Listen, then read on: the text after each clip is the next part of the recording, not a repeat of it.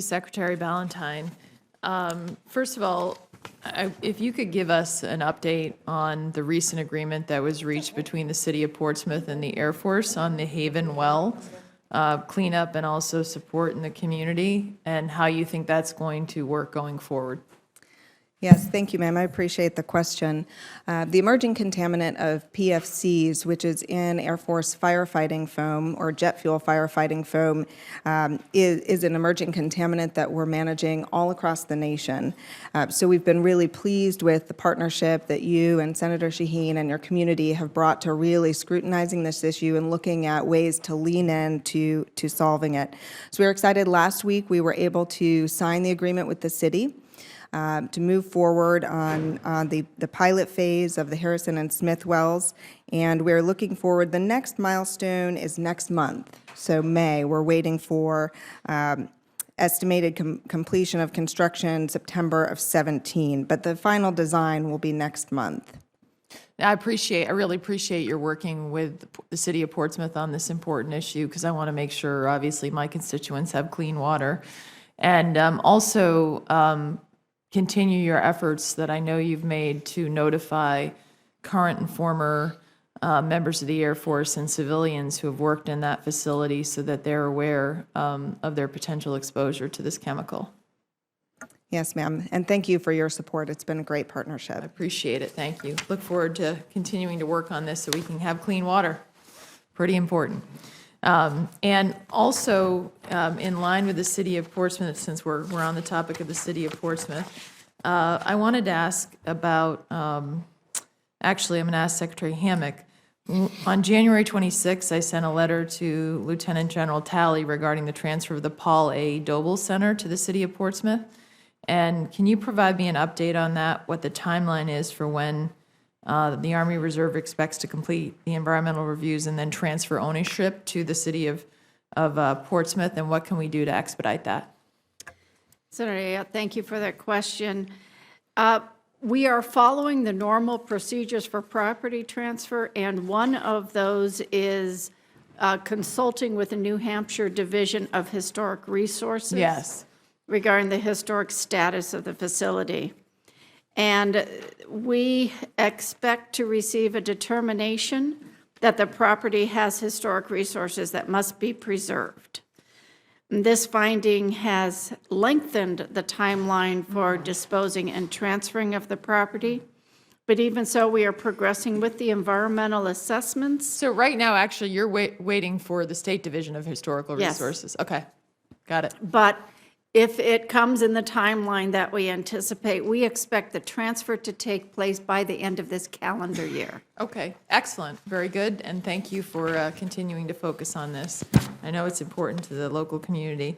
I also wanted to ask you, Secretary Ballantyne, in January I had learned about approximately 100 New Hampshire Air National Guard members who recently experienced unacceptable living conditions at Ayotte Air Base in gutter.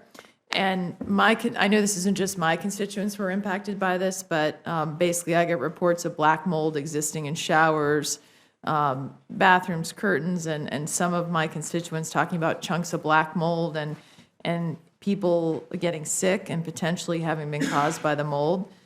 So service members have been told by my office that they attempt to clean their living quarters thoroughly, but years of systematic neglect have put our airmen and other members who are supporting our airmen in a tough position there. I brought this up to Mr. Carson in the February hearing, and I understand that local command is working hard to resolve this problem, but like we can't deploy our men and women in uniform and put them in situations that make them sick. So I would like an update on what the Air Force is doing to ensure our service members, including the New Hampshire Air National Guard members, don't have to live in unhealthy and unacceptable conditions at Ayotte Air Base and gutter. Thank you, ma'am. You know, taking care of airmen is one of Secretary James's top 3 priorities. So when this came to her attention, she immediately directed 2 courses of action. Mm-hmm. One was for our Surgeon General to ensure that airmen, sailors, soldiers, Marine Coalition partners who may have had exposure had proper health care afterwards. And the second was to direct all those folks that are working on facilities to mitigate any mold issues on the base. So let me give you a little bit of an update on both of them, those efforts. And I'm happy to provide a pretty extensive response for the record as well. That would be terrific. I'd appreciate it. Do you want a little update now, Yes, or just take please. it for the record? Why don't you give Okay. me an update, and then you can give me an even greater detail for the record. That would All be right, terrific. sounds great. So on the Surgeon General side, on the 7th of March, the Surgeon General issued guidance on how to evaluate airmen for exposure to mold based on CDC standards. And CDC standards indicate that treatment for any kind of mold is the same. 534 guardsmen from a range of different states have been evaluated in the last couple of months after their deployment. 120 of those documented some exposure that they believed that they had been exposed to mold. And one airman still needs his post-deployment, his or her post-deployment follow-up. None of those airmen have required ongoing care for the exposure. On the mold mitigation in the facilities, there's really two elements to it. One is in the latrines and one is in the living spaces, as you noted. And importantly, when we are in expeditionary environments, the facilities are designed for shorter periods, for shorter lifetimes, and the facilities there have well exceeded their life. So a big part of the plan is replacing or moving folks into more permanent facilities. So Secretary James had directed acceleration of $1.4 million of funding to accelerate the plan that the base had already had in place for the latrine facilities. On the living facilities, the dorms and lodging and the like, you are right that the folks living in the facilities are responsible for their cleaning. And so the commanders there have really stepped up their communication in two things. One, ensuring that folks know how to identify, clean, and mitigate mold, but more important, that they know how to elevate any concerns that they have that they can't handle on their own.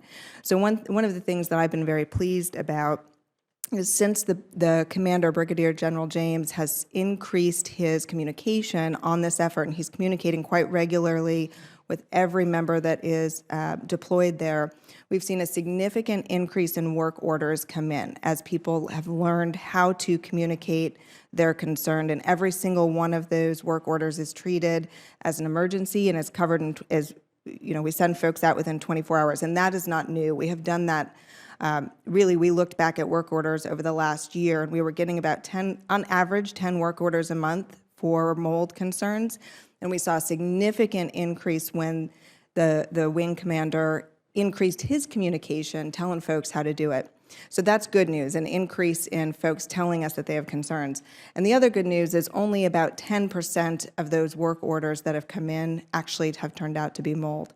But anyway, I'll give you much more detail for the record. I gave you more detail than I planned to. No, I appreciate it. And one of the interesting things for me is when I raised it with Mr. Carson, apparently this has been going on for a long time because it sort of opened up the floodgates to my office beyond our own air guard on it. And so that's why I wanted to raise it. I think it's impacted a lot of our men and women in uniform over the period that base has been in operation. And actually, Brigadier General James, when he took command earlier last year, did note it as an issue and had actually started a mitigation plan that's kind of come into fruition in the last couple of months. Well, I appreciate your answer and certainly look forward to any supplement you make on the record. And I have many other questions, but now I'm going to turn it over to Senator Kane.